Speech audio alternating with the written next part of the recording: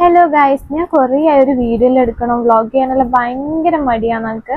അതാണ് ഞാൻ ഒരു വീഡിയോ എടുക്കണത്. ഉമ്മ ഇങ്ങനെ അടുക്കളയിൽ നിന്ന് കക്കറൊട്ടി കിട്ടുന്നുണ്ടപ്പോൾ എനിക്ക് മൈൻഡ് തോന്നിയിട്ട് ഞാനൊരു വീഡിയോ എടുത്തതാണ്. ഉമ്മാനെ കുറച്ച് ഹെൽപ്പെല്ലാക്കി കൊടുത്തതാണ്. കുറേ ഒന്നും ഹെൽപ്പാക്കി കൊടുത്തില്ല. ഇതെനിക്ക് ഭയങ്കര മടിയുള്ള പണിയാണ് ഈ കക്കറൊട്ടി ഉരുട്ടല്. ഇതിങ്ങനെ കുഞ്ഞിങ്ങനെ ഉരുട്ടിയിടണം. ഇതാ ഇങ്ങനെയാണ് സംഭവം ഉണ്ടാവുക. ഇത് തിന്നാനാണെങ്കിൽ നല്ല ടേസ്റ്റാണ്. അപ്പോൾ ഉമ്മ പറഞ്ഞു ഇനി പീടികയിൽ പോയിട്ട് വന്നിട്ട് ഞാൻ അരിയത്തുള്ള സൂപ്പർ മാർക്കറ്റിൽ പോയതാണ്. അത്യാവശ്യം കുറച്ച് സാധനങ്ങളെല്ലാം വാങ്ങാനുണ്ടേനു.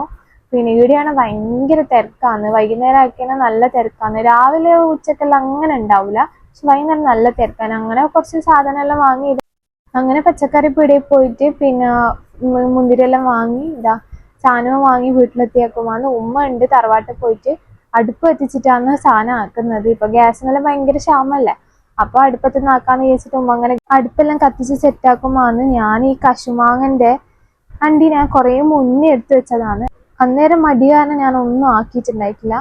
ഇതാക്കിയതിന് ശേഷമാണ് എനിക്ക് കരച്ചൽ വന്നു പോയത്. കരിഞ്ഞു പോയതാണോ അല്ല എന്താണെന്നറിയില്ല, കുറേ ആയത് കൊണ്ടാണോ എന്ന് അങ്ങനെ അറിയില്ല. അറിയുന്നവരൊന്ന് കമന്റ് ആക്കണേ. ഒരു കഷ്ണം പോലെ അണ്ടിപ്പരിപ്പ് കിട്ടിയിട്ടുണ്ടായിട്ടില്ല. എനിക്ക് നല്ല സങ്കടമായിക്ക്.